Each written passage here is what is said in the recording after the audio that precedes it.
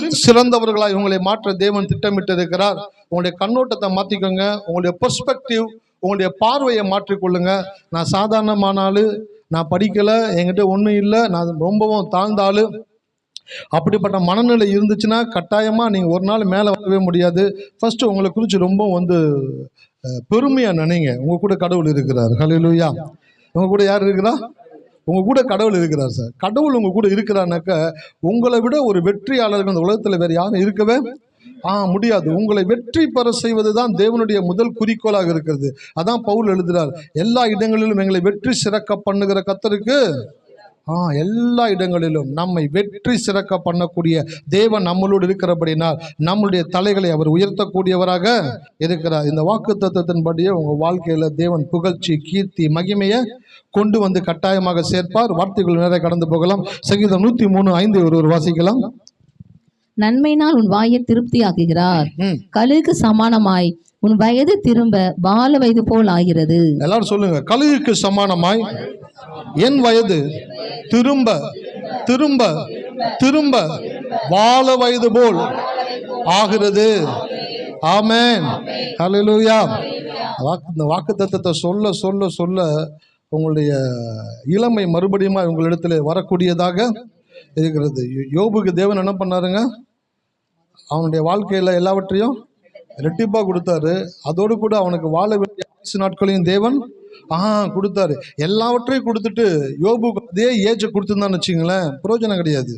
ஆனால் அந்த ஏஜை அவனுக்கு அனுபவிக்கக்கூடிய அந்த ஏஜையும் வாழ்நாட்களையும் தேவன் கொடுக்கக்கூடியவராக இருக்கிறார். அந்த மாலை வேளையில் சில பேர் வந்து உட்கார்ந்து இருக்கிறீங்க, நாட்கள் கடந்துருச்சு, காலங்கள் கடந்துருச்சு, இதுக்கப்புறம் என் வாழ்க்கையில் வர வேண்டிய ஆசீர்வாதங்கள் வந்து அதை நான் அனுபவித்து அதை பெற்று அந்த சந்தோஷத்துக்குள்ளெல்லாம் என்னால் போக முடியுமா அப்படின்னு யோசிச்சுக்கிட்டு இருக்கிறீங்க. இன்றைக்கு ஆண்டவர் உங்களிடத்தில் பேசி கொண்டிருக்கிறார். அவர் வந்து உங்களுடைய வாழ்க்கையில் ஆசீர்வாதத்தை மாத்திரம் கொடுக்கிறவர் அல்ல, ஆசீர்வாதத்தை அனுபவிக்கக்கூடிய வாலிபத்தையும் தேவன் கொடுக்கக்கூடியவராக இருக்கிறார். ஹல்லேலூயா. ஆமாம், நீங்கள் செய்தி எத்தனை வந்திருக்கிறேன். நானும் என் மனைவி உட்காந்து பேசிக்கிட்டு இருந்தோம். பேசிக்கிட்டு இருக்கும் பொழுது மனைவி சொன்னாங்க, இந்த கால் கிரவுண்டு வீட்டை சுத்தம் பண்ணி க்ளீனாக வைக்கவே ரொம்பவும் சிரமமாக இருக்குது. நான் வேறு ஒரு பெரிய வீட்டு தாங்க ஆண்டவரையும் ஜெபம் பண்ணிட்டு இருக்கிறேன். அந்த வீடு வந்துச்சுன்னா அதை எப்படி நான் பராமரிக்க போகிறேன், சுத்தம் பண்ண போகிறேன் அப்படின்னு தெரியலன்னு சொன்னாங்க. அப்போ எனக்குள்ள அந்த ஆவியானவர் அவங்களிடத்துல பேசினார், வீட்டை மட்டும் கொடுக்கிற தேவன் அல்ல, வீட்டை சுத்தம் செய்கிற வேலைக்காரர்களையும் தேவன் கொடுக்கக்கூடியவராக இருக்கிறார்.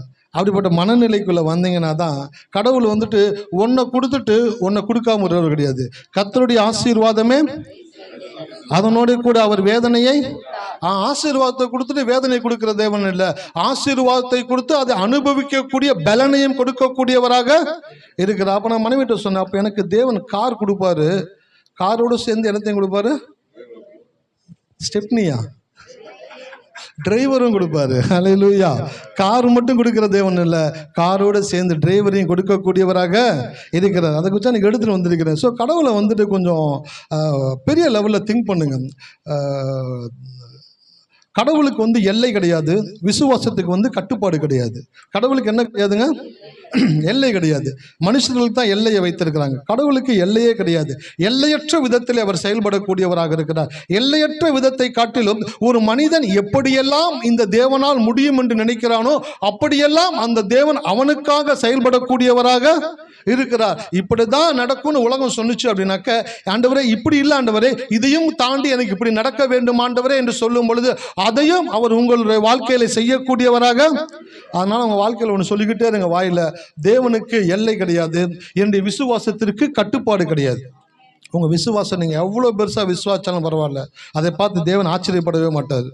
உங்க மனைவி வேணா ஆச்சரியப்படலாம், நீங்கள் சொல்கிற காரியங்களை கேட்டு கவலைப்படாதம்மா, கடவுள் நம்மளுக்கு நல்ல வருமானத்தை கொடுப்பாரு, வீட்டை கொடுப்பாரு, காரை கொடுப்பாரு, வா தயவுசெய்து விடுப்பா, வீட்டை கொடுத்தா போதும்பா, காரிகர்லாம் அடிக்கிட்டே போறியே. அவங்களால வந்து விசுவாசிக்க முடியல. ஆனால் கடவுள் சொல்கிறாரு, உன் வாயின் வார்த்தைகள் எவ்வளவு விரிவாக இருக்கிறதோ அதையும் தாண்டி தேவன் உங்கள் வாழ்க்கையில் செய்யக்கூடியவராக. அதனால் எப்படி பேசணும் அப்படின்னாக்க, ஒரு நண்பர் ஒருத்தர் சொன்னார், ஒரு அம்மா வந்து ரொம்ப சிக்கனமாக இருப்பாங்களாம். எதில் எந்த அளவுக்கு சிக்கனம் ஆயிட்டாங்கனாக்க, கஞ்சன் அப்படின்ற வார்த்தைக்கு எத்தனை எழுத்து?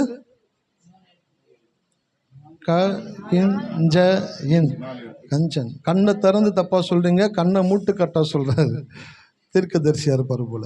கஞ்சன்ற வார்த்தைக்கு ஆமாம், அந்த அம்மா அந்த வார்த்தை யூஸ் பண்ண மாட்டாங்களாம். என்ன வார்த்தை பயன்படுத்தணும்னு கேட்டேன். கருமி. என்னதுங்க? கருமின்ற வார்த்தை 3 எழுத்து இருக்குதான். அப்போ அந்த அம்மா சொல்கிறாங்களா, வாழ்க்கையில் எதையுமே ரொம்ப வேஸ்ட் பண்ணிடக்கூடாதுப்பா, எல்லாத்தையும் ரொம்ப சிக்கனமாக யூஸ் பண்ணணும், சிக்கனமாக யூஸ் பண்ணணுன்ட்டு அவங்க வாழ்க்கையில் எதையுமே அனுபவிக்காத ஒரு தாயாராக இந்த பூமியை விட்டு வாழ்ந்து கடந்து போயிட்டாங்க. அப்போ கிறிஸ்தவத்தில் வந்தோன்னே நீங்களும் என்ன பண்ணக்கூடாதுனாக்கா, உன் வார்த்தை சுருக்கமாக இருப்பதாக அப்படின்னால உங்கள் வார்த்தையை வந்து சுருக்கி பேசிடக்கூடாது. ஜபத்தில் போகும்போது உங்களுடைய எல்லாமே கடவுளுக்கு தெரியும். அல்லேலூயா. இருக்கீங்களா?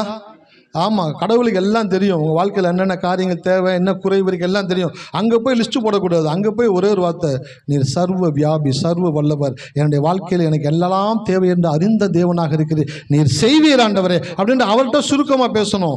கணவன் மனைவிட்ட, மனைவி கணவன்கிட்ட, பெற்றோர் பிள்ளைங்கள் இடத்துல விரிவாக பேசணும். கர்த்தர் நம்மளை எப்படிலாம் ஆசீர்வதிக்க போகிறார் தெரியுமா, கர்த்தர் நம்மளை எப்படிலாம் உயர்த்த போகிறார் தெரியுமா, நம்மளை தேவன் நன்மையினால் நிரப்ப போகிறார், ஆசீர்வதிக்க போகிறார், நம்முடைய வாழ்க்கை இந்த தரத்திலிருந்து வேறு தரத்திற்கு தேவன் கொண்டு போகிறான்னு சொல்லி ரொம்ப எலாபரேட்டா நீங்கள் பேசும் பொழுது நீங்கள் எவ்வளவாய் பேசுகிறீர்களோ அதையும் தாண்டி தேவன் உங்கள் வாழ்க்கையில் அற்புதங்களை செய்யக்கூடியவராக இருக்கிறார். ஹல்லேலூயா.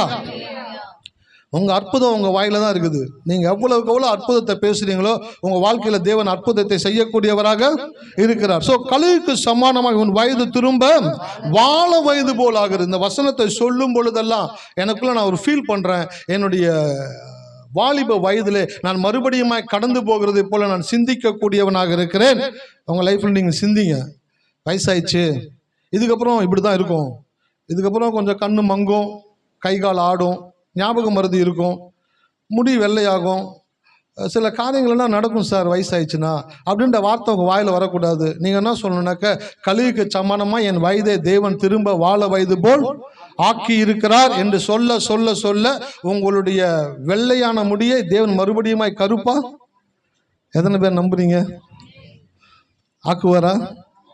ஆனால் பைபிளில் போட்டிருக்குது, முடியை வந்து என்ன ஆக்க முடியாது, கருமையா ஆமாம் ஆக்க முடியாதுன்னு போட்டிருக்குது. ஆனால் நான் சொல்கிறேன், விசுவாசிக்கிறவனுக்கு எல்லாம் கூடும். நீங்கள் எப்படியெல்லாம் விசுவாசிக்கிறீங்களோ அப்படியெல்லாம் உங்களுடைய வாழ்க்கையில் தேவன் செய்யக்கூடியவராக இருக்கிறார். அதான் என்னுடைய மகளுக்கும் மகனுக்கும் சொல்லுவேன் அடிக்கடி, படிக்கிற நாட்களில் ஃபஸ்ட்டு வருவேன்னு சொல்லுங்கள், நான் தான் கிளாஸ் ஃபஸ்ட்டு வருவேன்னு சொல்லுங்கள். டாடி, என் ஃப்ரெண்டுலாம் வந்து பயங்கர மூலக்காரன், அவன்லாம் அப்படி படிப்பான், அவனை மிஞ்சி யாருனாலையும் முடியாது. எதை சொல்கிறாங்க? வசனத்தை சொல்லலை, அவங்க என்ன பார்க்குறாங்களோ அதை சொல்கிறாங்க. கிறிஸ்தவனுடைய பிரச்சனை என்னன்னாக்க, இங்கே என்ன சொல்லியிருக்குன்றதை பார்க்கறது கிடையாது. இதை தவிர்த்து எல்லாரும் சொல்கிறதை கேட்குறது, எல்லாரும் சொல்கிறதை பார்க்குறது, அதை பேசிக்கிட்டு இருக்குது. அதை பேசுனீங்கன்னா அது உங்கள் வாழ்க்கையில் ஒரு நாள் நன்மையை கொண்டு இந்த காரியங்களை பேசணும். கடவுள் என் வாழ்க்கையில் இருக்கிறபடி நான் பிள்ளைங்களுக்கு சொல்லுவேன், ஃபஸ்ட்டு வருவேன்னு சொல்லுங்கள், ஃபஸ்ட்டு வருவேன்னு சொல்லுங்கள். ஏன் ஃபஸ்ட்டு வரணும்? வாழ்க்கையில் ஒன்று தெரிஞ்சுக்கோங்க, கடவுளுடைய பிள்ளைங்க நீங்கள் எல்லா இடத்துலையும் முதன்மையாக வந்தீங்கன்னா தான் தேவனுடைய நாமம் மகிமைப்படும். ஹல்லேலூயா. ஆமாம், நீங்கள் மேலே வரணுன்ட்டு தேவன் விரும்புகிறார். தானியேல், சாத்ராக், மேஷாக், ஆபேத்நேகோ இவங்க என்ன பண்ணாங்க?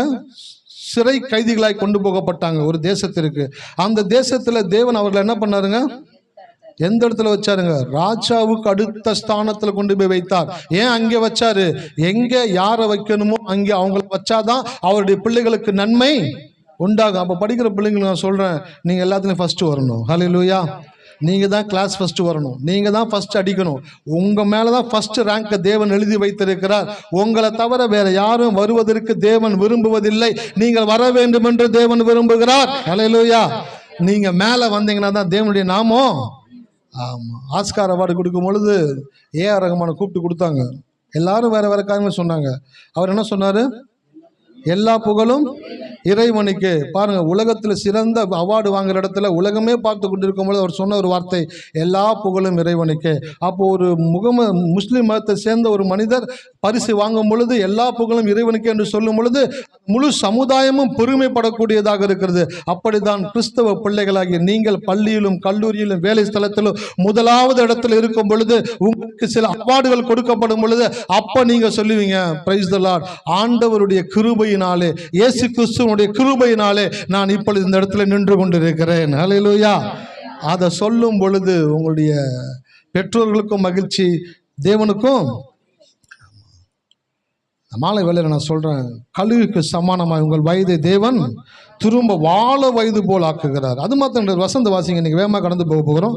ஆதியாகமம் 3:28. நன்றி ஆண்டவரே. பின்பு தேவன் அவர்களை நோக்கி, நீங்கள் பலுகி பெருகி பூமியை நிரப்பி அதை கீழ்ப்படுத்தி சமுத்திரத்தின் மச்சங்களையும் ஆகாயத்து பறவைகளையும் பூமி மேல் நடமாடுகிற சகல ஜீவ சந்துகளையும் ஆண்டு கொள்ளுங்கள் என்று சொல்லி தேவன் அவர்களை ஆசீர்வதித்தார். தேவன் அவர்களை ஆசீர்வதித்தார். 5 காரியங்களை சொல்லி கடவுள் ஆசீர்வதிச்சார். பலுகி பெருகி நிரப்பி கீழ்ப்படுத்தி ஆண்டு கொள்ளுங்கள் என்று சொல்லி தேவன் ஆசீர்வதித்தார். இந்த 5 ஆசீர்வாதங்கள் நம்முடைய தலையெழுத்தாக இருக்கிறது. என்னவங்க இருக்கு?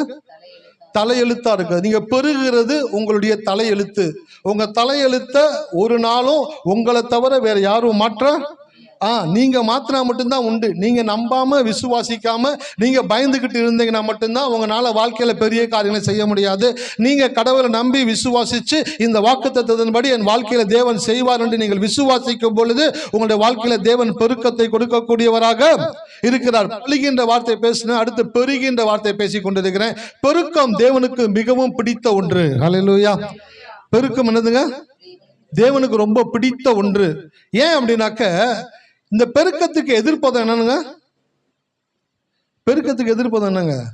மல்டிப்ளிகேஷனுக்கு ஆப்போசிட் டிவிஷன், வகுக்கிறது. உங்க வாழ்க்கையில் இருக்கக்கூடிய எல்லா காரியங்களையும் குறைவாக்கி கொண்டு இருக்கிறது பிசாசினுடைய விருப்பம். உங்க வாழ்க்கையில் இருக்கக்கூடிய எல்லாவற்றையும் பெருக செய்கிறது தேவனுடைய விருப்பம். ஆகையினால் கிறிஸ்தவர்களாகிய நீங்க உங்க வாழ்க்கையில ஒவ்வொரு நாளும் பெருகி கொண்டே இருக்க வேண்டும் என்று தேவன் விரும்புகிறார். அதுக்கு தான் இவ்வளவு பெரிய வேதத்தை எழுதி கையில கொடுத்திருக்கிறார். நீங்க எல்லாம் பெருகுவீங்க, அதுதான் உங்களுடைய தலை. சில பெண்கள் சொல்லி கேட்டிருக்கிறார், என் தலை எழுத்து சார், நாளை கட்டிக்கிட்டு நான் படுற அவஸ்தை. என்னை சிங்கப்பூர்ல கேட்டாங்க, என்னை மலேசியால கேட்டாங்க, பார்த்தா அப்படி தெரியலையே. இல்லை சார் கேட்டாங்க, உண்மையிலே கேட்டாங்க. எப்படி கேட்டாங்க? ஃபோன் பண்ணி கேட்டாங்க. ஸோ ஃபோன் பண்ணி கேட்டாங்களா சார்? நேராக பார்த்துருந்தா கேட்டிருக்க மாட்டாங்க. நிறைய பேர் இதுதான் சொல்லிக்கிட்டு இருக்காங்க. சிங்கப்பூரில் கேட்டாங்க, மலேசியாவில் கேட்டாங்க, சில பேர்லாம் சொல்லுவாங்க என்னை கிரீன்லேண்டில் கேட்டாங்க. அப்படியே எங்கள் அப்பா, கிரீன்லேண்டு எங்கேயோ இருக்குது, அங்கேருந்தெல்லாம் அவங்கள கேட்டாங்க. ஆமாம் சார், என் தலை எழுத்து, இந்த ஆளை கட்டிட்டு நான் படுறேன் பாருங்க அவஸ்தை. அதை அவன் வீட்டுக்காட்டு கேட்குறாங்க, ஐயா உங்களை நீங்கள் என்ன சொல்கிறீங்க? வேணாயா, எதுவும் நான் பேச விரும்பலையா. ஏன் பேச விரும்பலை? பரவாயில்ல, கர்த்தர் கொடுத்ததுக்கு சோதனையா, இதை எப்படியாலும் சரி பண்ணி ஒப்பேத்தி ஒரு பொருளாக மாற்றி கடவுளுடைய ராஜ்யத்துக்குள்ள பிரவேசித்தாங்க போதும்யா. அப்படிப்பட்ட இடத்துல இருக்கிறாங்க. அப்போ நான் சொல்கிறேன், இந்த மாலை வேளையில் உங்கள் தலை எழுத்து என்ன தெரியுங்களா? பெருகுகிறது உங்க தலை எழுத்து. ஹல்லேலூயா. உங்களை எந்த இடத்துல தூக்கி போட்டாலும் நீங்க பெருகிக்கிட்டே இருப்பீங்க. எந்த இடத்துல தூக்கி உங்களை உட்கார வச்சாலும் அந்த இடத்துல உங்க வாழ்க்கையில தேவன் பெருக்கத்தை கொடுத்து கொண்டே இருப்பார். அப்ப நீங்க பெருக வேண்டும் என்று தேவன் விரும்புகிறார். ஒரு வசந்த வாசிங்க, உபாகமம் 28:8. கர்த்தர் உன் களஞ்சியத்திலும் நீ கையிடும் எல்லா வேலையிலும் உனக்கு ஆசீர்வாதம் கட்டளையிடுவார். உன் தேவனாகிய கர்த்தர் உனக்கு கொடுக்கும் தேசத்திலே உன்னை ஆசீர்வதிப்பார். பாருங்க, அந்த வசனத்தை படிக்கும் பொழுது சில பேருக்கு வந்துட்டு, நானே நிறைய முறை படிச்சிருக்கிறேன், எனக்கே ஒன்றும் பெருசாக விளங்கலை.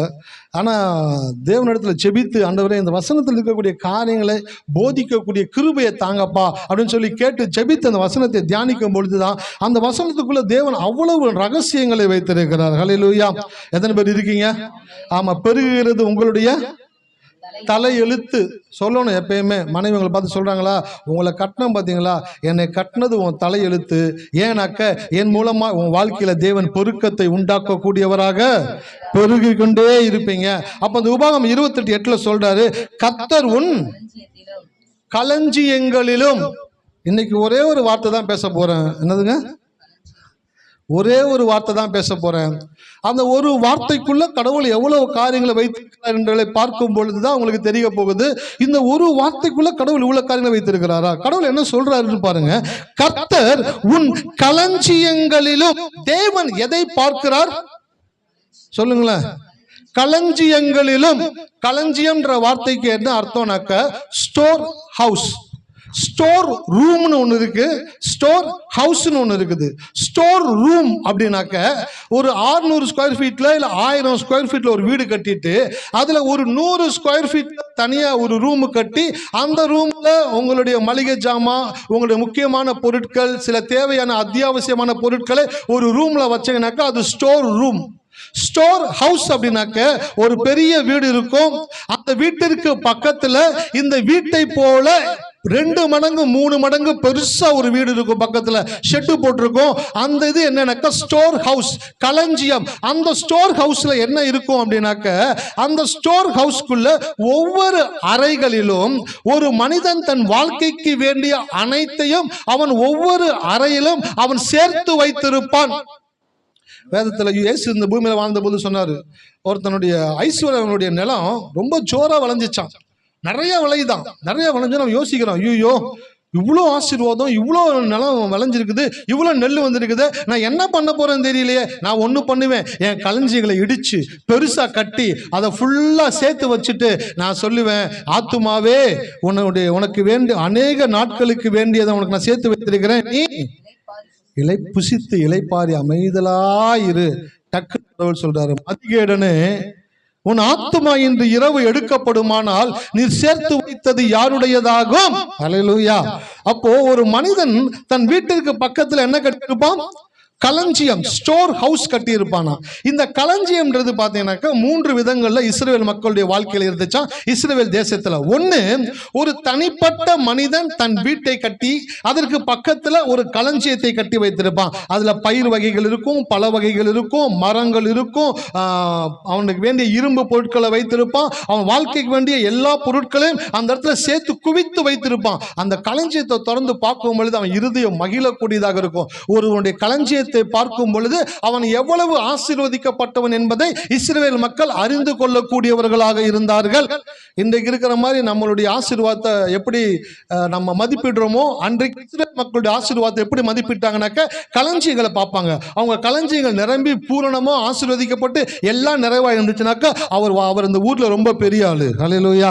அவர் இந்த ஊர்ல ரொம்ப பெரிய ஆள். சோ ஒரு தனிப்பட்ட மனிதன் தன்னுடைய வாழ்க்கைக்காக ஒரு களஞ்சியத்தை கட்டி வச்சிருப்பான்.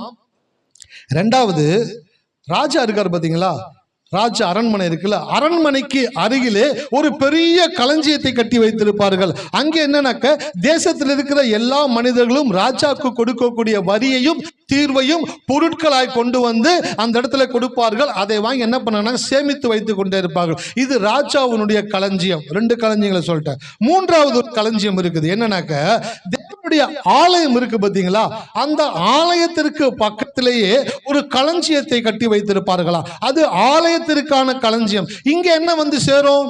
எல்லா மக்களும் என்ன எடுத்துன்னு வருவாங்க? ஆண்டவருக்கு காணிக்கையும் தசம பாகத்தையும் தேவனுடைய ஆலயத்திற்கு கொண்டு வரும் பொழுது ஆசாரியர்களும் லேவியர்களும் அந்த பொருட்களை எல்லாம் வாங்கி அந்த களஞ்சியத்துல கொண்டு போய் என்ன பண்ணுவாங்கன்னாக்க அடுக்கி வைப்பாங்களாம். அதனாலதான் மல்கியால போட்டிருக்குது, என் ஆலயத்திலே ஆகாரம் உண்டாய் இருக்கும்படி உங்களுடைய தசம பாகங்களை எல்லாம் என் பண்டகசாலைக்கு கொண்டு வாருங்கள், அப்பொழுது வானத்தின் பலகணிகளை திறந்து இடம் கொள்ளாமல் போக மட்டும் நான் உங்களை ஆசீர்வதிக்க மாட்டேனோ என்று என்னை சோதித்து. அப்போ இஸ்ரவேல் தேசத்துல எத்தனை களஞ்சியம் இருக்கும்? 3 விதமான களஞ்சியங்கள் இருக்கும். ஒன்று, தனிப்பட்ட மனிதனுடைய வாழ்க்கைக்கு அவன் வீட்டிற்கு அருகில் இருக்கக்கூடிய களஞ்சியம். 2வது, ராஜ அரண்மனைக்கு பக்கத்தில் இருக்கக்கூடிய களஞ்சியம். 3வது, தேவனுடைய ஆலயத்திற்கு பக்கத்தில் இருக்கக்கூடிய களஞ்சியம். இந்த 3 விதமான களஞ்சியங்கள் இருக்கும் பொழுது நல்லா யோசிச்சு பாருங்க. ராஜாவுடைய களஞ்சியமும் தேவனுடைய ஆலயத்தின் களஞ்சியமும் நிரம்பி இருக்க வேண்டும் என்றால், முதலாவது தனிப்பட்ட மனிதனுடைய வாழ்க்கையில ஆசீர்வாதம் வந்து அவனுடைய களஞ்சியம் நிரம்பி இருந்தால் மாத்திரமே ராஜாவுடைய களஞ்சியமும் ஆலயத்தின் களஞ்சியமும் நிரம்பி இருக்கும். எத்தனை பேருக்கு புரியுது? ராஜாக்கு யார் கொடுக்கிறா? மக்கள் தான் கொடுக்கணும். சரி, ஓகே. ஆலயத்துக்கு யார் கொடுப்பா? மக்கள் தான் கொடுக்கணும். அப்ப ராஜாவுக்கும் ராஜாதி ராஜாவாகிய தேவனுடைய ஆலயத்தினுடைய களஞ்சியத்திற்கும் சேர்த்து குவித்து வைக்கக்கூடிய அளவு இன்க்ரீஸ் ஆகணும்னாக்க ஃபர்ஸ்ட் எங்க ஃபில் ஆகணும்? தனிப்பட்ட மனிதனுடைய வாழ்க்கை ஃபில் ஆகணும். சார், உங்க வீட்டில் ஒவ்வொரு டேபு பக்கத்துல 2 பக்கெட் வச்சிருக்கீங்க சார். இப்போ இந்த பக்கெட்ல தண்ணி நிரம்பணும்னாக்க ஃபர்ஸ்ட் தண்ணி எங்க நிரம்பணும்? ஃபர்ஸ்ட் டேங்க்ல நிரம்பணும். சரி, டேங்க்ல நிரம்பதுக்கு முன்னாடி ஃபர்ஸ்ட் தண்ணி எங்க நிரம்பணும்? சம்புல நிரம்பணும். சம்புல தண்ணி நிரம்பி அந்த சம்புல இருக்க தண்ணி டேங்க்குக்கு போய் அந்த டேங்க்ல இருந்து பைப் வழியா வந்து அப்புறம் நீங்க டேபை திறக்கும் பொழுது உங்களுடைய பக்கெட் நிரம்பக்கூடியதாக இருக்கிறது. அப்போ பக்கெட் நிரம்பணும் அப்படின்னாக்கா சம்பு நிரம்பணும், டேங்க் நிரம்பணும், அப்புறம் தான் பக்கெட் நிரம்பும். அதே போலதான் தேவன் எப்படி பார்க்கிறாரு, கடவுளுடைய பார்வையை கற்றுக்கொள்ளுங்கள். ஆலயத்திற்கு எதுக்கு வரீங்கிறீங்கனாக்க வார்த்தையை கேட்டு விட்டு போகிறதுக்கல்ல, தேவன் எப்படி பார்க்கிறார் என்ற உங்களுடைய கண்ணோட்டத்தை தேவன் மாற்ற விரும்புகிறார். கடவுள் ஒரு மனிதனை பார்க்கும் பொழுது ரொம்பவும் இல்லாதவனா, நொந்து போனவனா, உடஞ்சு போனவனா, வேலைக்கு ஆகாதவனா, கையாகவனா அப்படி தேவன் பார்க்கிறவர் அல்ல. ஒரு மனிதனை அவர் பார்க்கும் பொழுது அவன் எப்படி வாழ வேண்டும் என்று தேவன் விரும்பினாரோ அப்படி அவர் அவனை பார்க்கக்கூடியவராக. அதனாலதான் சொன்னார் 8ஆம் வசனத்துல, உன் களஞ்சியங்களிலும். ஏன் ஒரு தனிப்பட்ட மனிதனுடைய களஞ்சியங்களை குறித்து தேவன் பேசுகிறார் என்றால், நீங்கள் ஆசீர்வதிக்கப்படுவதுதான் தேசத்தின் ஆசீர்வாதம், நீங்கள் ஆசீர்வதிக்கப்படுவதுதான் தேவ ஆலயத்தின் ஆசீர்வாதமாக இருக்கிறது. அல்லேலூயா. இப்ப புரியுதுங்களா உங்களை ஏன் கடவுள் ஆசீர்வதிக்க விரும்புறாருன்னு? அல்லேலூயா. இருக்கீங்களா? நீங்க ஆசீர்வதிக்கப்பட வேண்டும் என்று தேவன் விரும்புகிறார். ஆனா சில பேருக்கு ஆசீர்வாதம் வார்த்தையை கேட்டாலே அலர்ச்சி மாதிரி ஆயிடுது. ஐயோ வேணாயா, ரொம்ப அதிகமா கொடுத்துடாதீங்க ஆண்டவரே, ரொம்பவும் கம்மியா கொடுத்து நான் திருடாதபடிக்கு, அதிகமா கொடுத்து உண்மை மறுதளிக்காதபடிக்கு, அன்றென்று உள்ள படியை எனக்கு அன்றென்று அளந்து தாரும். அப்படின்னாக்க நிறைய ரேஷன் கடை திறக்க வேண்டியதுதான். ஒவ்வொரு மாசத்துக்கும் ரேஷன்ல போட்டு அரிசி பத்துதான் உங்களுக்கு, ஏதோ போடணுமேன்ட்டு போடுறான். ஆனால் நீங்கள் உண்மையிலே கடவுள்கிட்ட அப்படி வேணுனீங்கன்னாக்க கடவுள் நிறைய சபைகள் திறக்கிறது பதிலாக ரேஷன் ஷாப் தான் திறக்கணும். திறந்து அன்றன்று காலையில் போங்க, அக்கா 6 லிட்டர் பால், 6 லிட்டர் பால், 6 லிட்டர் கிருஷ்ணா இல்லை, 1 கிலோ அரிசி டெய்லி கொஞ்சம் கொஞ்சம் வாங்கிட்டு வந்து இஸ்ரேல் மக்கள் அப்படிப்பட்ட வாழ்க்கை தான் வனாந்திரத்தில் வாழ்ந்து கொண்டு இருந்தாங்க. அவங்களுக்கு தினந்தோறும் காலையில் என்ன பெய்யும்? மண்ணா பெய்யும். அப்படியே வானத்தை பார்த்துட்டு, வானம் பார்த்த பூமிறாங்களே அந்த மாதிரி தினந்தோறும் காலில் போய் அப்படியே பார்ப்பானுங்க. பார்த்தானாக்க தேவன் மன்னாவை பொருளும் அருளி கொடுப்பார். அந்த மன்னா ஃபுல்லாக பரவி இருக்கும். அந்த மன்னாவை எடுத்துக்கொண்டு வந்து தினந்தோறும் அதை புசிக்கக்கூடியவங்களா இருந்தாங்க. அப்போ தேவன் ஒரு மனிதனை ஆசீர்வதிக்கும் பொழுது அவன் களஞ்சியங்களிலும் என்று சொல்லும் பொழுது தேவன் எப்படி பார்க்கிறாருன்னு பாருங்க. உங்க பார்வையை தயவு செய்து மாத்திக்கங்க. உங்க பார்வையில் படக்கூடிய காரியங்கள் குறைவாக இருக்கிறதா? தேவன் பார்க்கிறபடி உங்களுடைய வீட்டின் காரியங்களை பாருங்க. கணவன் மனைவியை பாருங்க, மனைவி கணவனை பாருங்க, பெற்றோர் பிள்ளைகளை பாருங்க, பிள்ளைகள் பெற்றோரை பாருங்க, வீட்டில் இருக்கிற பொருட்களை பாருங்க. எல்லாமே குறைவா இருக்கிறது போல தெரியுதா? உங்களுடைய கண்ணில் ஒரு மாற்றத்தை தேவன் எதிர்பார்க்கிறார். என்ன மாற்றம்? என் தேவன் எப்படி பார்க்கிறாரோ நானும் அப்படி பார்க்கக்கூடியவனாக இருக்கிறேன். கடவுள் எப்படி பார்க்கிறாரு? உன் களஞ்சியங்களிலும். அப்படின்னாக்க நல்லா யோசிச்சு பாருங்க. ஒரு மனிதனுடைய வீடு எப்படி இருக்குதோ அதை காட்டிலும் கொஞ்சம் அதிக பெரிய அளவில் என்ன இருக்கும்? களஞ்சியம் கட்டப்பட்டிருக்கும். ஸோ கடவுள் களஞ்சியத்தை பத்தி பேசுறாரு அப்படின்னாக்க அதுக்குள்ளேயே இன்னொரு காரியம் அடங்கி இருக்கு. என்னன்னாக்க அவனுடைய வீட்டையும் தேவன் ஆசீர்வதிக்க கூடியவராக இருக்கிறார். ஹல்லேலூயா. எத்தனை பேர் இருக்கிறீங்க? 100 ரூபாய் நோட்டுக்குள்ள எத்தனை 50 ரூபா நோட்டு இருக்கு? எத்தனை 20 ரூபா நோட்டு இருக்கு? எத்தனை 10 ரூபா நோட்டு இருக்கு? எத்தனை 1 ரூபாய் காயின் இருக்கு? அப்போ ஒரு 100 ரூபாய்க்குள்ள 2 50 ரூபாவா மாத்திக்கலாம், 5 20 ரூபாயா மாத்திக்கலாம், 10 ரூபாயா மாத்திக்கலாம். ஆனா ஒரு 100 ரூபாய்க்குள்ள இவ்வளத்தையும் அடக்கி வைத்திருக்கிறாங்களே. அப்படிதான் தேவன் ஒரு வார்த்தையை சொல்லும் பொழுது அந்த வார்த்தைக்குள்ள என்ன இருக்கு அப்படின்றத நீங்க பார்த்துட்டீங்கன்னு வச்சுங்களேன், உங்க வாழ்க்கையில ரொம்ப ரிலாக்ஸ் ஆயிடுவீங்க. கர்த்தர் சொல்றார், பயப்படாதே அப்படின்னு ஒருத்தர் சொல்றாரு, கடவுள் உங்கள்கிட்ட சொல்றாரு. அப்படின்னாக்க பார்த்த உடனே என் பிரச்சனை என்னன்னு தெரியுமா? அவருக்கு எவ்வளோ பிரச்சனை எல்லாம் இருக்கிறேன், ஏதோ கடவுளுடைய வார்த்தை வருது பயப்படாதே அப்படின்னாக்க நான் பயப்படாமல் இருக்க முடியுமா? அவர் பயப்படாதே அப்படின்னாக்க உங்களை பயமுறுத்துகிற காரியங்கள் எல்லாம் தேவன் ஆஃப் பண்ண போறான்னு அர்த்தம். ஹல்லேலூயா. எத்தனை பேர் இருக்கீங்க? நான் பார்த்துக்கிறேன் அப்படின்னாக்க உங்களுக்கு வரக்கூடிய சவால்கள் எதிர்ப்புகளை எல்லாம் தேவன் உங்களுடைய சார்பாய் நின்று அதை சரி செய்யக்கூடியவராக. கர்த்தர் உங்களுக்காக யுத்தம் பண்ணுவார். நீங்கள் ஆக்சுவலி அந்த வசனம் எப்படி எழுதப்பட்டிருக்கணும் அப்படின்னாக்க, நீங்கள் சும்மா இருங்கள். வந்துட்டாங்கய்யா, பக்கத்தில் வந்துட்டாங்க, என்னையா நீங்க சும்மா இருங்கன்னு சொல்றீங்க? அந்த சும்மா இருங்கன்ற வார்த்தைகள் என்ன இருக்குனாக்க, கர்த்தர் உங்களுக்காக யுத்தம் பண்ணுவார், நீங்கள் சும்மா இருங்க. அந்த மாலை வேளை கர்த்தர் உங்களிடத்துல பேசுறாரு. நீங்கள் சந்திக்கிற சவால்கள், பிரச்சனைகள், எதிர்ப்புகள், போராட்டங்கள் எவ்வளவு ஒரு காரியங்களா இருந்தாலும் அதற்குரிய தேவனுடைய வார்த்தையை எடுத்து நீங்கள் நம்பும் பொழுது அந்த வார்த்தைக்குள்ளே உங்களுடைய பிரச்சனையை சால்வ் பண்ணக்கூடிய காரியங்களை தேவன் வைத்திருக்கிறார். ஹல்லேலூயா. எத்தனை பேர் இருக்கிறீங்க?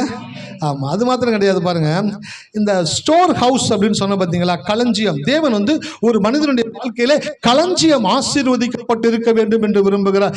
ஏன் களஞ்சியம் ஆசீர்வதிக்கப்பட்டு இருக்க வேண்டும் என்று விரும்புகிறார் என்றால், ஒரு தனிப்பட்ட மனிதனுடைய ஆசீர்வாதம் தான் ராஜாவுக்கும் ஆசீர்வாதம், இரண்டாவது என்னதுங்க, தேவனுடைய ஆலயத்திற்கும் ஆசீர்வாதம். இப்போ நீங்கள் பாருங்களேன், நீங்கள் ஒரு குடும்பத்தில் இந்த ஒரு குடிமகனா இந்த ஊரில் வாழ்ந்துக்கிட்டு இருக்கீங்க. நீங்கள் எத்தனை பேர் டாக்ஸ் கட்டுறீங்க அப்படின்னு நான் கேட்டேனாக்க யாருடைய கையுமே பெருசாக உயராது. ஏன் அப்படின்னாக்க டாக்ஸ் கட்டக்கூடிய அளவுக்கு என்ன சம்பாதிக்கல சார். அப்போ டாக்ஸ் கட்டக்கூடிய அளவுக்கு சம்பாதிக்கல அப்படின்னாக்க உங்களுடைய வருமானம் எப்படி இருக்குதுனாக்க நீங்கள் வறுமை கோட்டுக்கு கீழே இருக்கிறீங்க. அதனால பிற்படுத்தப்பட்டவர், கிறிஸ்தவர்கள் எல்லாம் பிற்படுத்தப்பட்டவங்க, பாவம் அவங்க என்ன பண்ணுவாங்க அப்படின்னு சொல்லும் பொழுது உங்களை பத்தி அவங்க பரிதாபப்படலை, நீங்கள் ஆராதிக்கிற தேவனை பார்த்து அவர்கள் பரிதாபப்படுகிறார்கள். ஹல்லேலூயா. ஆமாங்க, அவங்க என்ன பண்ணுவாங்க, கிறிஸ்தவங்க அவங்க ஆண்டவரே அடிச்சு தொங்க விட்டாங்க, அவரே பாவம் செத்து போயிட்டாரு, செத்து போன ஒரு கடவுளை ஆராதிச்சுக்கிட்டு இருக்கிறாங்க. அவங்களாம் பிற்படுத்தப்பட்டவங்க தான், அவங்க வாழ்க்கை அப்படிதான் இருக்கும், இழுத்துக்கோ பறிச்சுக்கோ தொடச்சிக்கோ வலிச்சுக்கோ இப்படிதான் ஒன்னு ரெண்டே பரட்டி உருட்டி வாழ்க்கை இன்னைக்கு வாழ்ந்தா போதும் நாளைக்கு வாழ்ந்தா போதும் இப்படிப்பட்ட வாழ்க்கையை வாழ்கிறதானுங்க. அவங்கெல்லாம் கிறிஸ்தவனா அப்படிதாங்க இருப்பாங்க அப்படின்ற ஒரு சொல்லு சமுதாயத்தில் சுற்றி கொண்டிருக்கும் பொழுது இங்க தேவனுடைய வார்த்தை சொல்லுகிறது, கர்த்தர் உன் களஞ்சியங்களிலும், ஹல்லேலூயா, களஞ்சியங்களிலும் என்ற வார்த்தையை படிக்கும் பொழுது அவங்களுக்கு உள்ளத்துல வந்துடணும், களஞ்சியங்களின் மேல் தேவன் கவனமாக இருப்பார் என்றால் என் வீட்டை குறித்து அவர் ரொம்பவும் வைராக்கியம் உள்ளவராக இருக்கிறார். தாவீதுக்கு சொல்லுகிறார், நான் உனக்கு நிலையான ஒரு வீட்டை கட்டுவேன். ஹல்லேலூயா. சார், கடவுள்னாக்க சூரியனை உதிக்க வச்சாரா, மழையை பெய்ய வச்சாரா, நைட்டு பகலும் மாற வச்சாரா? அந்த வேலையை பார்த்துட்டு போகாம பூமியில வந்து ஒரு தனி மனுஷனை பார்த்து உனக்கு ஒரு வீட்டை கட்டுவேன் அப்படின்னு சொல்றாரு. அப்படின்னாக்க அந்த தேவன் ஒரு தனிப்பட்ட மனிதனை குறித்து எவ்வளவு கரிசனை உள்ளவராக இருக்கிறார் என்று பாருங்கள். அதுதான் தாவீது சங்கீதத்தில் எழுதுறான், மனுஷனை நீர் நினைக்கிறதற்கும். ஏன் மனுஷன் அவர் நினைக்கிறாரு, ஏன் மனுஷனை நினைக்கிறானாக்க அவனுடைய சாயலின்படி அவனை உண்டாக்கி இந்த பூமியில வைத்திருக்கிறார். அவனை ஒரு அனாதையாகவோ அவனை பரிதபிக்கப்பட்டவனாகவோ அவனை குறைவுள்ளவனாகவோ இந்த உலகத்திலே வாழும்படி தேவன் விரும்பவில்லை. அவன் எல்லாவற்றிலும் நிறைவாய் இருக்க வேண்டும் என்று தேவன் விரும்புகிறார். ஹல்லேலூயா. எத்தனை பேர் இருக்கிறீங்க? ஆமா, ஆலயத்திற்கு வந்தீங்க அப்படின்னாக்க உங்க மைண்ட் செட் மாறிடணும், உங்க மனநிலை மாறிடணும். குறைவோடு கூட வாழுகிற வாழ்க்கையை தேவன் உங்களுக்கு வைக்கவில்லை, எந்த குறைவும் இல்லாத நிறைவான வாழ்க்கையை தேவன் உங்களுக்கு வைத்திருக்கிறார். அதான் சங்கீதத்தில் போட்டிருக்குது, கர்த்தரின் மேய்ப்பராய் இருக்கிறார், நான் தாழ்ச்சி அடையேன். அந்த வார்த்தையை அவங்க வாயில அப்படியே போட்டு சொல்லிக்கிட்டே இருக்கணும், போட்டுக்கிட்டே இருக்கணும், வாயில அந்த வார்த்தைகள் ஓடிக்கொண்டே இருக்கணும். கர்த்தர் என் மேய்ப்பராய் இருக்கிறார், நான் தாழ்ச்சி அடையேன், அவர் என்னை புல்லுள்ள இடங்களிலே மேய்த்து அமர்ந்த தண்ணீர்கள் அண்டையில் என்னை கொண்டு போய் விடுகிறார். இந்த வாக்குத்தத்தங்கள் எடுத்து வாய் நிறைய சொல்லும் பொழுது தேவன் உங்களுக்கான வழி வாசல்களை திறக்கக்கூடியவராக இருக்கிறார். அது மாத்திரம் இல்லை பாருங்க, கடவுளுக்கு நான் செய்தி கொடுக்கும்போது சொன்னேன், செய்தி ஆரம்பிக்கும் போது சொன்னேன்ல, கடவுளுக்கு எல்லை கிடையாது, விசுவாசத்திற்கு கட்டுப்பாடு கிடையாது. சோ கடவுள் எல்லையற்றவராக இருக்கிறார், எந்த எல்லையையும் தாண்டி அவர் செயல்படக்கூடியவராக இருக்கிறார். கடல்ல பாத்தீங்கன்னாக்கா எல்லை போட்டு வச்சிருக்காங்க, கடல்ல எல்லை போட்டிருக்காங்க. என்னடா பண்ணிச்சிருக்கீங்க கடல்ல போய், என்னடா எல்லை போட்டீங்கன்னாக்க ஒரு பலூன் மாதிரி வேணும் கட்டி கயர்ல கட்டி அப்படியே தொக்க விட்டுருக்காங்க, அந்த பக்கம் அப்படியே பறக்க விட்டுருக்கானுங்க, அது அப்படியே மிதந்துகிட்டே இருக்குது. இது இந்தியாவுடைய பார்டரு, அது என்னதுங்க, பாகிஸ்தானா? சரி, ஓகே, ஸ்ரீலங்கா கடல் பக்கம் ஸ்ரீலங்கான்னு வச்சுக்கோங்களேன். இது இந்தியாவினுடைய கடல் பகுதி, அது ஸ்ரீலங்காவுடைய கலைப்பகுதி. இந்த பக்கம் அந்த பக்கம் வரக்கூடாது, எல்லையை போட்டு வச்சிருக்கிறாங்க. அப்போ ஒரு மனிதன் அந்த எல்லையை தாண்டதுன்னா சொல்லுங்க, சுட்டு தள்ளிடுவாங்க. எல்லையை மனுஷன் தாண்ட முடியாது, கடவுள்னால தாண்ட முடியுமா? ஆமா, இந்த தேவன் எல்லையற்றவர், இவர் சர்வ வியாபி, எங்கும் இருக்கிறார், எதிலும் இருக்கிறார், எந்த இடத்திலும் அவரால் இருக்க முடியும். ஆகினால் அவர் இறைவனாக இருக்கிறார், அவர் தேவனாக இருக்கிறார். அப்படி அந்த தேவனுக்கு எல்லை கிடையாது. மாலை வேளையில ஸ்ட்ராங்கா உங்ககிட்ட கடவுள் பேசுறாரு, நீ கடவுளுக்கு ஒரு எல்லையை போட்டு வச்சிருக்கிற, கடவுள்னால் இதுதான் முடியும், இதுக்கப்புறம் முடியாதுன்னு நினைச்சுக்கிட்டு இருக்கிற. இந்த உலகத்துல எல்லையற்ற ஒருவர் உண்டு என்றால் நீ ஆராதிக்கிற இயேசு மாத்திரமே. ஹல்லேலூயா. ஏன்னா மரித்து போன ஒரு பெண்ணுடைய தகப்பன் இயேசுகிட்ட நிற்கும் பொழுது இயேசு சொன்னாரு, விசுவாசம் உள்ளவனா இரு. சார், மரிச்சிருச்சு சார், பாப்பா செத்துருச்சு, இப்ப போனாதான் அடக்க ஆராதனை வேலையை என்னால பார்க்க முடியும். அவன் மரணத்திற்கு அடுத்து என்ன வேலை செய்யணும்னு யோசிக்கிறான், இவர் மரணத்தை எப்படி ஜீவனாக்க வேண்டும் என்று யோசிக்கிறார். ஹல்லேலூயா. எத்தனை பேர் இருக்கிறீங்க? சார், இந்த தேவனுக்கு எல்லை கிடையாது. எப்பொழுது உங்களுடைய விசுவாசத்திற்கு கட்டுப்பாடு இல்லைன்னு நீங்க நினைக்கிறீங்களோ அப்பொழுதுதான் எல்லையற்ற தேவனுடைய செயலை உங்களுடைய வாழ்க்கையில அனுபவிக்க கூடியவர்களாக. ஏன் வாழ்க்கையில பெரிய காரியங்கள் நடக்கல, இன்னைக்கு அதை குறித்து சொல்றேன். ஏன் உங்க வாழ்க்கையில பெரிய காரியங்களை எதிர்பார்த்தும் நடக்க மாட்டேங்குது?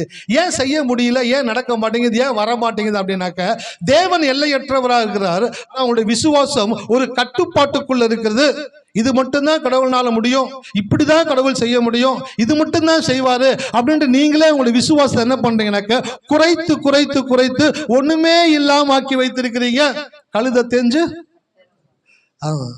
ரொம்ப நல்லா விசுவாசிச்சாங்க. நாள்பட விசுவாசம் என்ன ஆகுது? அப்படியே குறைஞ்சிக்கிட்டே வருது. ஆனால் உண்மையிலேயே நீங்கள் கடவுளை புரிந்து கொண்டீங்க, வேதத்தை படிக்கிறீங்க, செபிக்கிறீங்கனாக்க ஒவ்வொரு நாளும் உங்களுடைய விசுவாசத்தின் அளவு பெரிதாகி கொண்டே இருக்கணும். பெரிய காரியங்கள் நீங்கள் எதிர்பார்த்து கொண்டே இருக்கணும். அதனால தான் ஒரு வார்த்தை எழுதியிருக்கிறேன், என்னன்னாக்க விசுவாசம் செயல்பட்டு கொண்டே இருக்கும், அவிவிசுவாசம் தடை பண்ணி கொண்டே இருக்கும். அவிவிசுவாசம் உங்களுக்குள்ள இருந்துச்சுனாக்க உங்க வாழ்க்கையில் நீங்க எதையுமே செய்ய மாட்டீங்க. தடை பண்ணிக்கிட்டு நீங்களே தடை பண்ணுவீங்க, தள்ளி போடுவீங்க, தாமதமாக்குவீங்க. அப்புறம் பார்த்துக்கலாம், அப்புறம் செய்யலாம், அப்புறம் யோசிக்கலாம், அதை பத்தி அப்புறம் திங்க் பண்ணலாம். தள்ளி போட்டு கொண்டே இருந்தால் அது அவிவிசுவாசம், செயல்பட்டு கொண்டே இருந்தால் அது விசுவாசம். இப்போ வாழ்க்கையில் ஒரு பிஸ்னஸ் பண்ணணும்னு நினைக்கிறீங்கன்னு வச்சுக்கோங்களேன். உதாரணத்துக்கு பிஸ்னஸ் பண்ணணும் அப்படின்னு நினைச்ச உடனே அதுக்கு ஃபர்ஸ்ட் என்ன தேவை சொல்லுங்களேன்? இன்வெஸ்ட்மெண்ட் தேவை.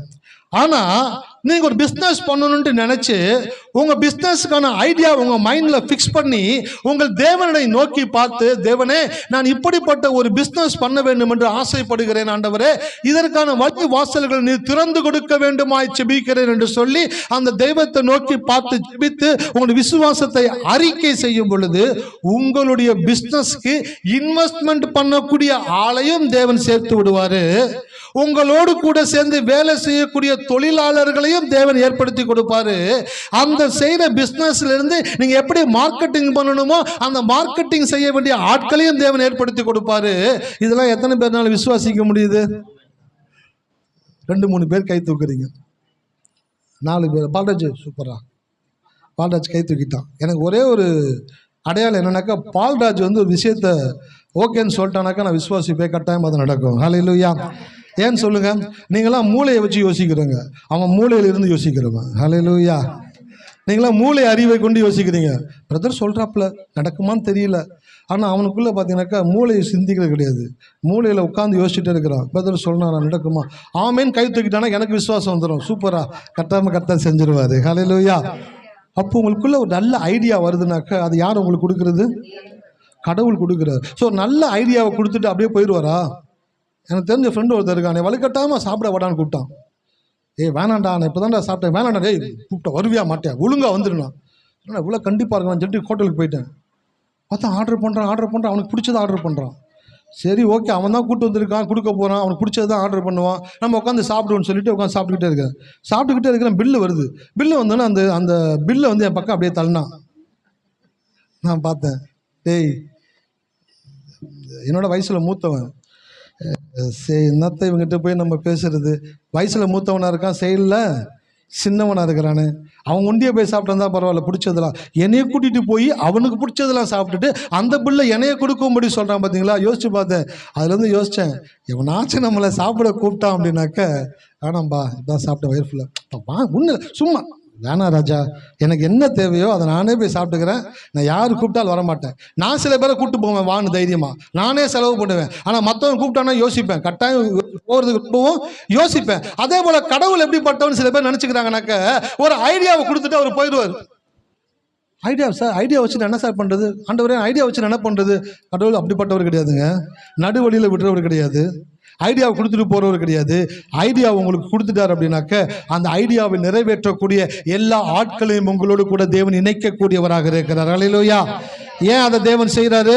நீங்கள் மேலே வரணும், நீங்கள் ஃபர்ஸ்ட்ல இருக்கணும், உங்கள் வாழ்க்கையில் நன்மைகள் உண்டாகணும். உங்கள் மூலமாக தான் தேவன் தேசத்தையும் தேவனுடைய ஆலயத்தையும் ஆசீர்வதிக்கக்கூடியவராக இருக்கிறார். அப்போ நல்லா யோசிச்சுக்கோங்க, உங்களுடைய ஆசீர்வாதத்தினாலதான் ராஜாவுடைய களஞ்சியமும் நிரம்ப வேண்டும், ராஜாதி ராஜாவாகிய தேவனுடைய களஞ்சியமும்.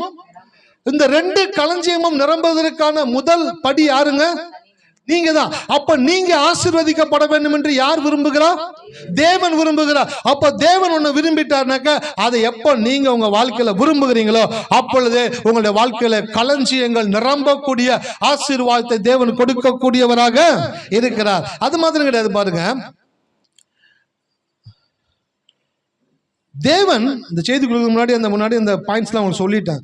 தேவன் பரிசை கொடுப்பேன் என்று சொல்லிவிட்டு முதலாவது உங்களை பக்குவப்படுத்துவார், இரண்டாவது தான் பரிசை கொடுப்பார். ஹல்லேலூயா. எத்தனை பேர் இருக்கிறீங்க? ஆமா, பக்குவப்பட்டவனுக்குத்தான் தேவன் பரிசை கொடுக்கக்கூடியவராக இருக்கிறார். பக்குவப்படாதவனுடைய கரத்திலே தேவன் பரிசுத்தமானதை கொடுப்பதில்லை. ஆசீர்வாதம் என்பது என்னதுங்க? எல்லாரும் சொல்லுங்களேன். ஆசீர்வாதம் என்பது பரிசுத்தமானது. ஏனென்றால் அது பரிசுத்த தேவனிடத்திலிருந்து வருகிறது. அப்ப ஆசீர்வாதம் எங்க இருந்து வருது? பரிசுத்த தேவனிடத்திலிருந்து வருகிறது. பரிசுத்த தேவனிடத்திலிருந்து ஒன்று வந்தால் அது என்னவா தான் இருக்கும்? பரிசுத்தமாக தான் இருக்கும். பரிசுத்தமானதை வேதம் சொல்லுது, பரிசுத்தமானதை நாய்களுக்கு கொடாதீர்கள் என்று வேதத்தில் எழுதப்பட்டிருக்கிறது. அப்போ பரிசுத்தமான ஆசீர்வாதத்தை தேவன் தன் பிள்ளைகளுக்கு கொடுக்க வேண்டும் என்று விரும்புகிறார். அப்படி விரும்பும் பொழுது அவர்களை முதலாவது பக்குவப்படுத்தக்கூடியவராக இருக்கிறார். ஆலயத்தில் வந்து உட்கார்ந்தீங்கன்னா உங்களை தேவன் பக்குவப்படுத்துகிறார். ஹல்லேலூயா. எத்தனை பேரண்ட்ஸ் பிள்ளைங்களை பக்குவப்படுத்துறீங்க? நல்ல விஷயங்களை சொல்லி தரீங்களா? இல்லை பல பிள்ளைங்களுக்கு சீக்கிரம் எந்திரிக்கணும், எந்திரிச்ச உடனே என்ன பண்ணணும்? படுத்த பெட்ஷீட்டை மடிச்சு வைக்கணும். என்னுடைய மாமா ஒருத்தர் இருக்கிறாரு, சின்னக்கா வீட்டுக்காரு, அவர் பேர் சண்முகம். நான் முதல்ல லுங்கி கட்டும் பொழுது அவர் தான் லுங்கி வாங்கி கொடுத்தாரு. ஹல்லேலூயா. இந்த வேலையில் அதை பதிவு பண்ணிக்கிறேன். லுங்கி வாங்கி கொடுத்துட்டு லுங்கி கட்ட சொன்னார். லுங்கி நான் கட்டிட்டேன். கட்டி எப்படி கட்டணும்னு சொல்லி கொடுத்தாரு. கட்டிட்டேன். கட்டி முடிச்சுட்டு லுங்கியை கழட்டி ஓரமாக போட்டேன். வந்தார், லுங்கி எடுனார். லுங்கி எடுத்தேன். எப்படி லுங்கியை வந்து கட்டுறதுன்றது முக்கியம் கிடையாது, லுங்கியை எப்படி மடித்து வைக்கணுன்றது முக்கியம் அப்படின்னு சொல்லிட்டு லுங்கி எடுத்து உதறி 2ஆம் மடித்து 4ஆம் மடித்து 6ஆம் மடித்து அதை எப்படி கயரில் போடணும் அப்படின்னு சொல்லி கொடுத்தாரு. இன்றைக்கி எனக்கு ஞாபகம் இருக்குது. லுங்கி கட்டுறது விஷயம் கிடையாது, கட்டின லுங்கி எப்படி மடித்து அதை கரெக்டாக மறுபடியும் போடணும் அப்படின்றதே சொல்லி கொடுத்தாரு. அதே போல தான் இன்றைக்கு பெற்றோராகி நீங்கள் உங்கள் பிள்ளைகளுக்கு நல்ல விஷயங்களை சொல்லிக் கொடுக்குறீங்களா இல்லைங்களா? நல்ல விஷயங்களை சொல்லி கொடுத்துட்டு தான் இருக்கிறீங்க. காலைல எழுந்த உடனே என்ன பண்ணணும்னாக்க படுத்த பாயை இல்லை பெட்ஷீட்டை எடுத்து ஓரமாக வச்சு மடித்து வைக்கணும். அப்புறம் ப்ரஷ் பண்ணணும். அப்புறம் ஆண்டோடைய பைபிள் எடுத்து படிக்கணும். கொஞ்ச நேரம் ஜெபம் பண்ணணும். சில காரியங்களை கேட்கணும். கடவுளுடைய காரியங்களை செய்யணும். படிக்கணும். ஒழுக்கமாக இருக்கணும். நல்ல பிள்ளைங்களோட பழகணும். இதெல்லாம் பெற்றோர் பிள்ளைகளுக்கு சொல்லிக் கொடுக்குறீங்களே. ஏன் சொல்லிக் கொடுக்குறீங்க? உங்கள் பிள்ளைகள் தவறான பிள்ளைகளை போல தவறி போகக்கூடாது, சரியா இருக்க வேண்டும் என்று நீங்கள் நினைக்கிறீங்களா? அதே போலதான் தேவன் எப்படிப்பட்டவர் என்றால், தன் பிள்ளைகள் தருதலைகளாக தாய் தகப்பன் இல்லாத அனாதைகளைப் போல ஒழுக்கமற்றவர்களாக சரியில்லாதவர்களாக வாழ்ந்து கொண்டு அவர்களுடைய கரத்தில் தேவன் ஆசீர்வாதத்தை கொடுக்கிறவர் அல்ல. ஆசீர்வாதத்தை கொடுக்கும் பொழுது ஒரு மனிதனை தேவன் பக்குவப்படுத்தக்கூடியவராக இருக்கிறார். பக்குவப்படுத்தப்பட்டவருடைய கரத்தில் தான் தேவன் ஆசீர்வாதத்தை கொடுக்கக்கூடியவராக இருக்கிறார். பக்குவப்பட்டதுன்னா என்ன? வேதத்திலிருந்து நீங்க படிச்சு பார்த்தீங்கன்னாக்க ஒரு மனிதன் கடவுளை நம்புறது பக்குவப்படுறது, வேதத்தை படிக்கிறது பக்குவப்படுறது, கோவப்படாமல் இருக்கிறது பக்குவப்படுறது, அன்பா இருக்கிறது பக்குவப்படுறது, சகிக்கிறது பக்குவப்படுறது, கீழ்ப்படுகிறது பக்குவப்படுறது, உண்மையா இருக்கிறது பக்குவப்படுறது. இப்படி பக்குவப்படக்கூடிய காரியங்கள் அநேக காரியங்கள் இருக்கும் பொழுது அநேக காரியங்களையும் தேவன் தன் பிள்ளைகளுக்கு கற்றுக் கொடுக்கக்கூடியவராக இருக்கிறார். அதனாலதான் வேதம் சொல்லுது, சங்கீதம் 1:1 என்ன வாசிக்கிறீங்க?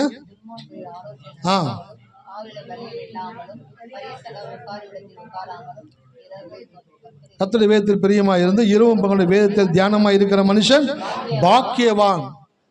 அவன் நீர்க்கால்களின் ஓரமாய் நடப்பட்டு தன் காலத்தில் தன் கனியை தந்து இலை உதிராதிருக்கிற மரத்தை போல் இருப்பான். அவன் செய்வது எல்லாம்.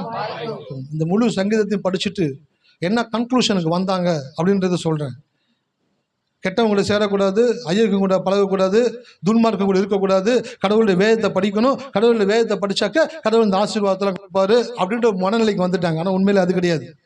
பைபிளை படிச்சீங்கன்னாக்க, பைபிளை படிக்கும் பொழுது அந்த பைபிள் உங்களை என்ன பண்ணுனாக்க உங்களை பக்குவப்படுத்தக்கூடியதாக இருக்கிறது. ஹல்லேலூயா. எத்தனை பேர் இருக்கீங்க? ஆமா, பைபிள் படிக்கும்போது நீங்க என்ன ஆகுறீங்க? ஆமா, கணவன் சொல்லி மனைவி கேட்காத மனைவி கூட பைபிளை படிச்சாங்கன்னு வச்சுக்கோங்களேன், கணவன் சொன்னது சரின்னு ஒத்துக்கவே மாட்டாங்க. ஆனால் பைபிளை படித்தாங்கன்னு வச்சுங்களேன், அப்படியே தலையை சொறிவாங்க. சொன்னார் அவரு, சரி ஓகே பைபிளே சொல்லுதுனாக்க கரெக்டாக தான் இருக்கும் அப்படின்னு அவங்க என்ன பண்ணுறாங்கனாக்கா தங்களை ஈல்டு பண்ணுறாங்க. சில டைமில் நம்மளுக்கு என்னன்னாக்கா மனுஷர்கள் சொல்கிறத கேட்கும் பொழுது கொஞ்சம் அசௌகரியமாக இருக்குது. இவங்க சொல்கிறத நான் கேட்கணுமா? சரி ஓகே கேட்காதீங்க. யார் சொல்கிறதையும் கேட்காதீங்க.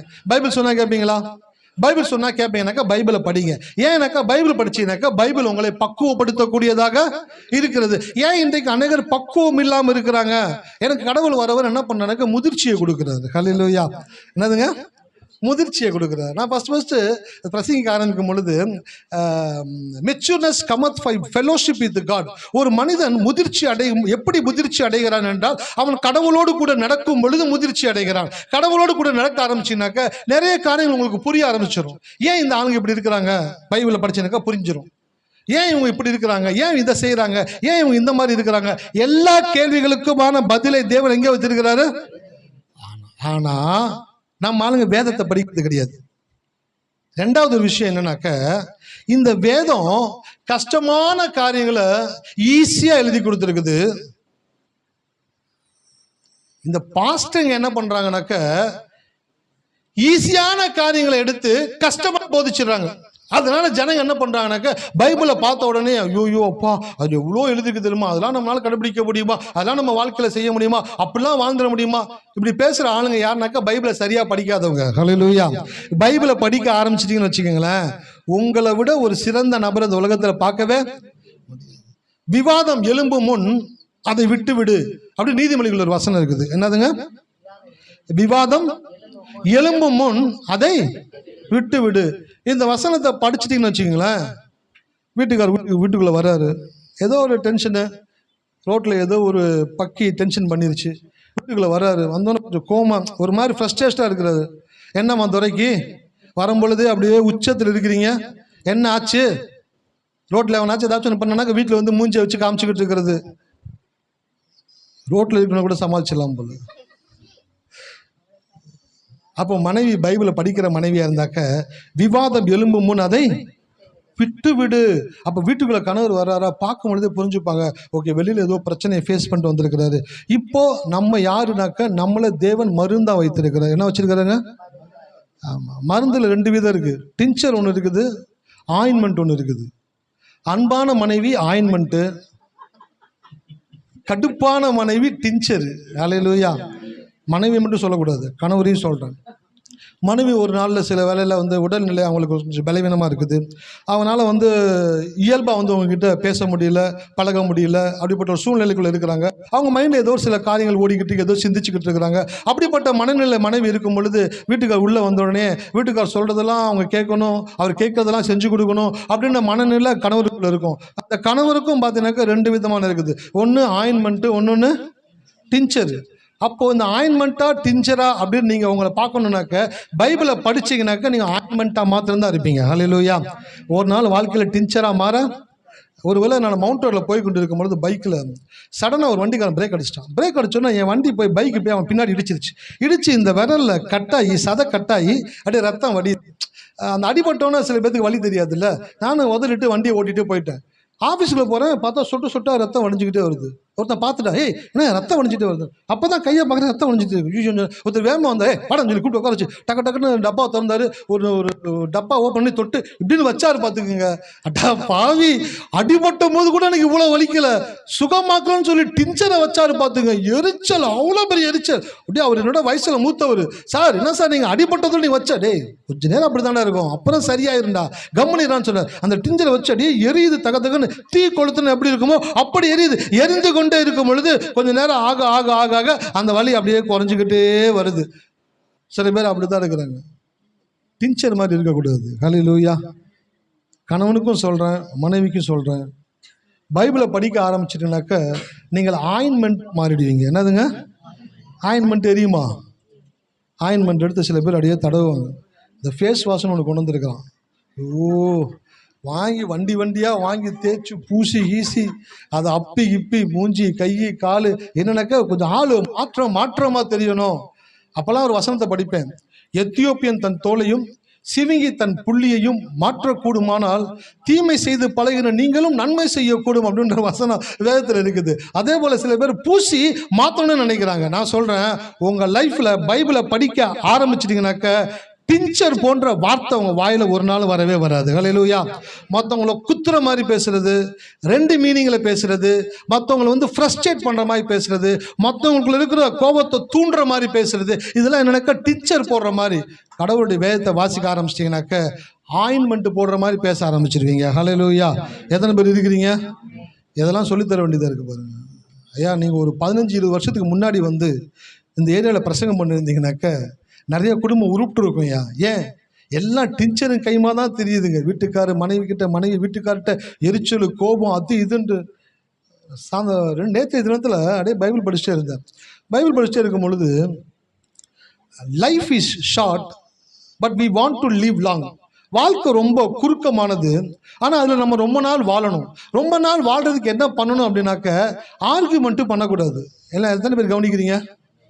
நான் செய்தி எடுத்துகிட்டு வந்தேனாக்கா செய்தியும் பேசுவேன், அதோடு கூட உங்களை சரி செய்கிற காரியங்களையும் அது மேய்ப்பனுடைய கடமையாக இருக்குது. அப்போது வாழ்க்கை ரொம்ப நாள் நீங்கள் வாழணும் அப்படின்னாக்க ஃபஸ்ட்டு நீங்கள் அவாய்ட் பண்ண வேண்டியது என்னக்கா ஆர்கியூமெண்ட், வாக்குவாதத்தை நீங்கள் தவிர்க்கணும். ரெண்டாவது சண்டை தவிர்க்கணும். மூன்றாவது மற்றவர்களை குறித்து அதிகமாய் சிந்திக்கிற செயல்களை நீங்கள் குறைத்து கொள்ள வேண்டும். எல்லாரும் சொல்லுங்க பார்க்கலாம். 3 காரியம் என்னென்ன? வாக்குவாதம் கூடாது, ரெண்டாவது சண்டை கூடாது, மூணாவது மற்றவங்களை குறித்து ஓவரா. பக்கத்து வீட்டுக்காரர் அவங்களை குறித்து சிந்திக்கிறதே கிடையாது. இவங்க பக்கத்து வீட்டுக்காரர் குறித்து சிந்திக்கிறது. பார்த்தியா, போகும்போது அப்படியே பார்த்துட்டே போன பாருங்க, ஏதோ விஷயம் இருக்குது, சும்மா பார்ப்பானா, அவனுக்கு கண்ணே அந்த மாதிரி இருக்கும். அப்படியே பார்த்துட்டே போனாங்க.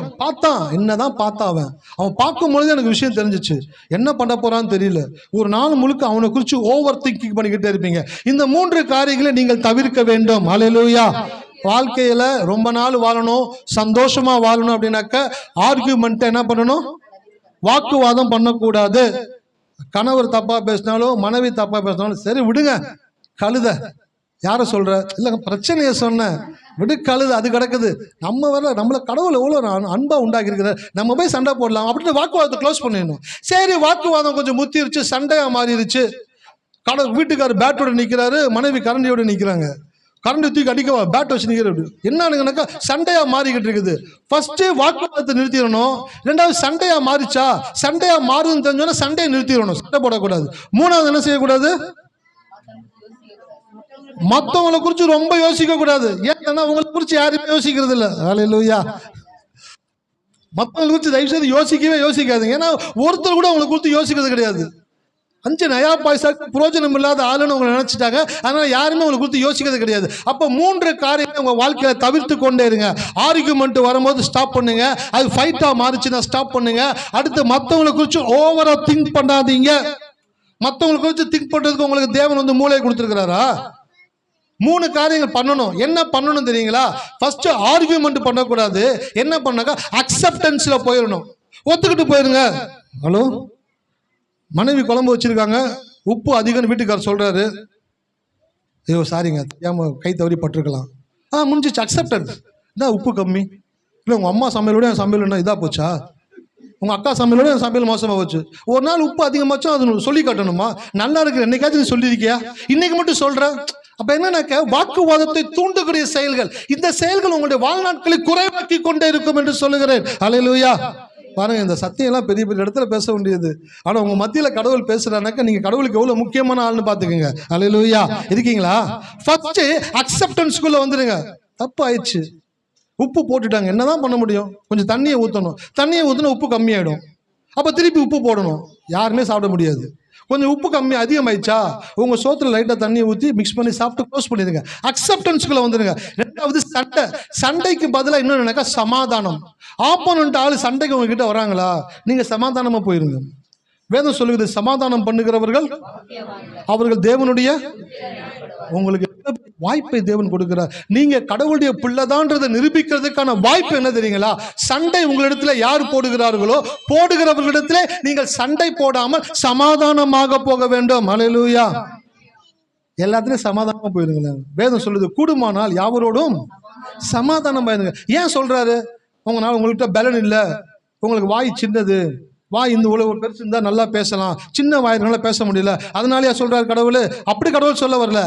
உனக்கு பெரிய வேலை இருக்குடா, நீ அறிக்கை பண்ணணும், நீ விசுவாசிக்கணும், நீ வாழ்க்கையில மேலே வரணும், உன்னை சுற்றி இருக்கிற ஜனங்களுக்கு முன்பாக உன் தலையை உயர்த்தணும், அநேகரை உன்னை கொண்டு கடவுள் போஷிக்கணும்னு பெரிய பிளானோட வச்சிருக்கிறாரு. நீ சின்ன பல்லுகிட்ட போய் சகவாசம் வச்சுக்கிட்டு இருக்க. சின்ன பல்லுக சகவாசம் இருக்கலாமா? அல்லேலூயா. அப்ப என்ன பண்ணக்கூடாது? சண்டை வரும்போது ஒத்துக்கிட்டு நீங்களே சமாதானமா போயிடணும். மூணாவது ஒரு விஷயம் என்ன சொன்னேன்? ஃபர்ஸ்ட் என்ன சொன்னேன்? மற்றவங்களை குறித்து அதிகமா. ஆமா, சரி. இப்போ நீங்க ரொம்ப நாள் வாழணும்னாக்க நீங்க யாரை குறித்து யோசிக்கணும்னாக்க ஃபர்ஸ்ட் உங்களை குறித்து யோசிங்க. ஹல்லேலூயா. எத்தனை பேர் இருக்கீங்க? அவன் பக்கத்தில் ஒருத்தர் வீடு கட்டுறான், இப்போதான் வாங்கினான், எங்கே தான் பணம் வச்சுருப்பானுங்களோ தெரிலப்பா, டக்கு டக்கு டக்குன்னு கட்டாயமாக நான் சொல்கிறேன், தப்பான வழி தான் சம்பாதிச்சிடும். சரி, அவன் கொள்ளையடிச்சான், பேங்க்கை தான் கொள்ளையடிச்சு கட்டுறான். உங்களுக்கு என்ன ஆச்சு? இப்போ அவன் பேங்க்கை தான் கொள்ளையடிச்சு வீடு கட்டுறான், உங்களுக்கு என்ன ஆச்சு? நீங்கள் கொள்ளையடிச்சு கட்ட போறீங்களா? அப்போ அவனை குறித்து ஓவரா திங்க் பண்ணக்கூடாது, உங்களை குறித்து திங்க் பண்ணுங்க. நீங்கள் என்ன திங்க் பண்ணணும்? உங்களை குறித்து வேதத்தில் சொல்லப்பட்ட காரியங்கள்லாம் என் வாழ்க்கையில் நடக்கணும் ஆண்டவரே, எனக்கு நீங்கள் நன்மை செய்யணும் ஆண்டவரே, என்னை நீங்கள் ஆசீர்வதிக்கணும் ஆண்டவரே, என்னை குறித்து நான் அதிகமாக நான் என்னை மாற்றிக்கொள்ள விரும்புகிறேன், விசுவாசிக்க விரும்புகிறேன், உமக்கு பிரியமாக இருக்க விரும்புகிறேன் என்று சொல்லி நீங்கள் உங்களை குறித்து அதிகமாக சிந்திக்க ஆரம்பியுங்கள். ஹல்லேலூயா. இருக்கீங்களா?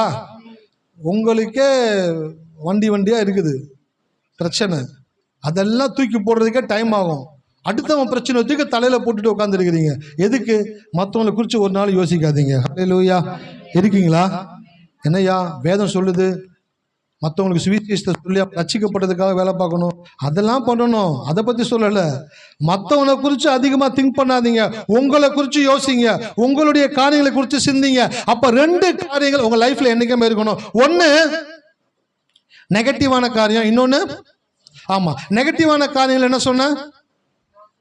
வாக்குவாதம் செய்யக்கூடாது, சண்டை பண்ணக்கூடாது, அடுத்தவனை குறித்து ஓவரா திங்க் பண்ண. ஆமாம், நீங்கள் அடுத்தவனை குறித்து ஓவரா திங்க் பண்ணீங்கன்னாக்கா ரொம்ப சிம்பிள், உங்களுடைய ஆசீர்வாதத்தின் நேரத்தை நீங்கள் தவற விடுகிறீர்கள். ஹல்லேலூயா.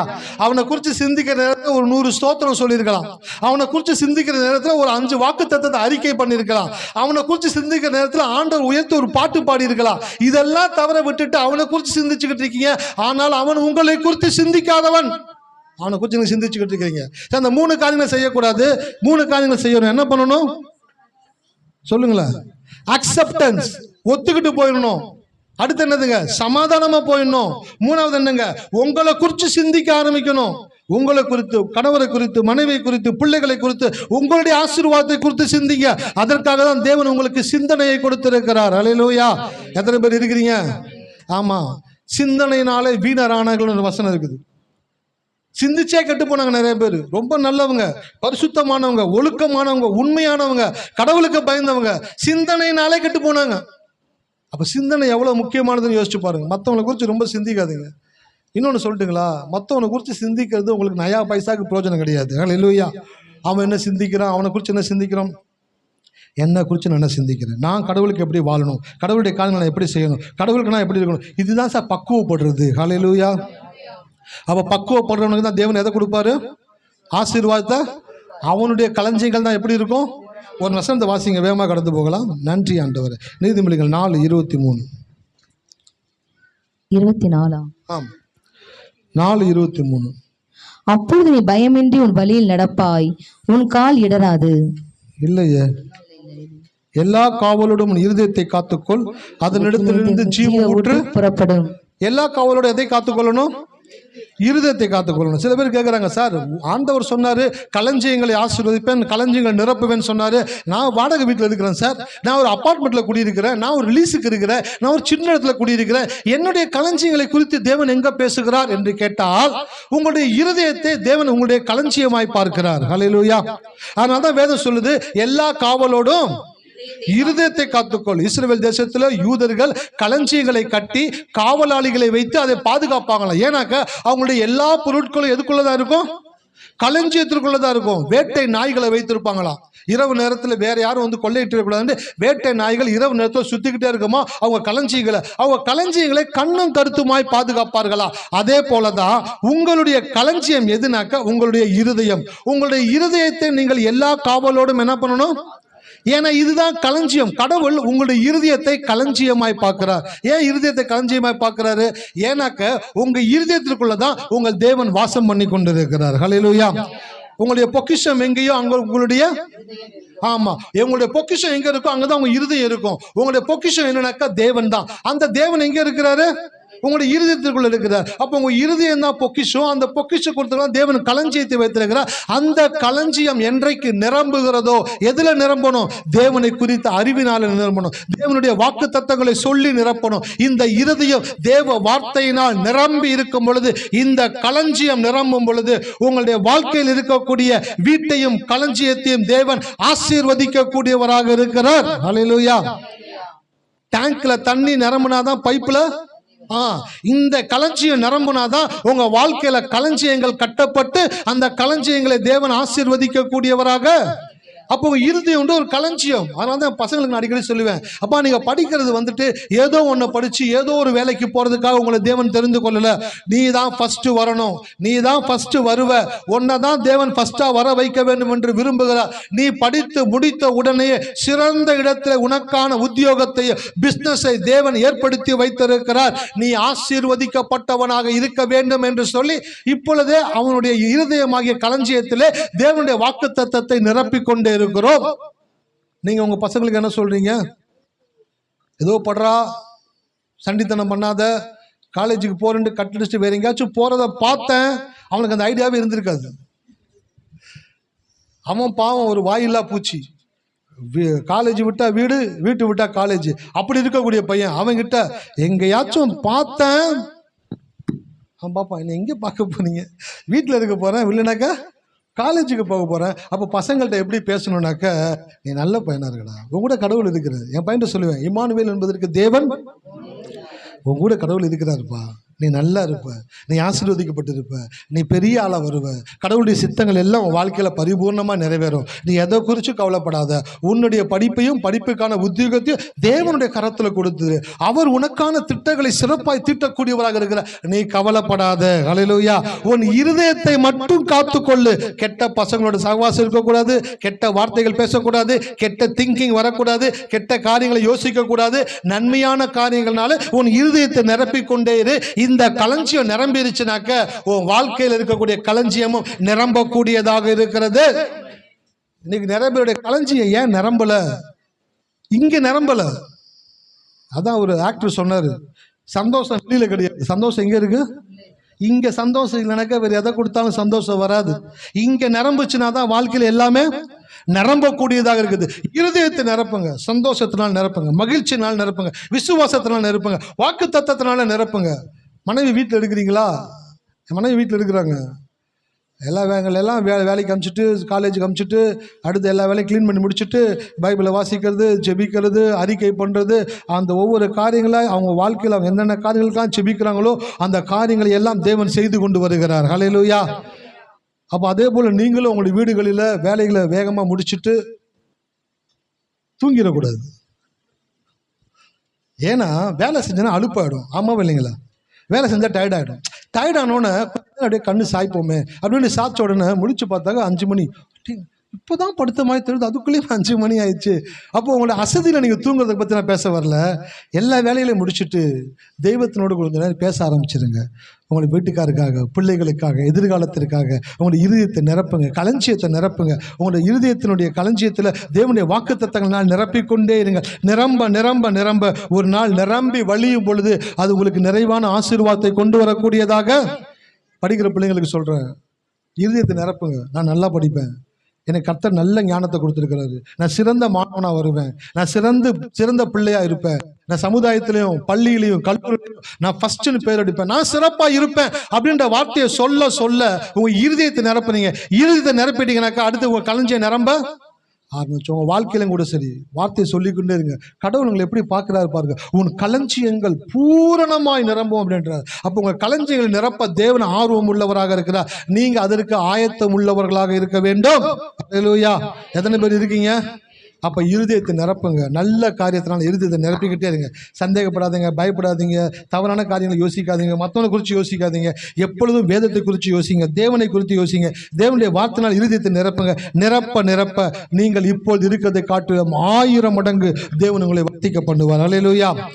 நான் பார்க்க போகிறேன், நீங்களும் பார்க்க போகிறீங்க. இங்கே இருக்கிற அநேகருடைய வாழ்க்கையில் தேவன் பெரிய ஆசீர்வாதங்களை கொண்டு வரக்கூடியவராக இருக்கிறார். கண்களை மூடுவோமா? நன்றி ஆண்டவரே. தகப்பனே, இந்த மாலை வேளை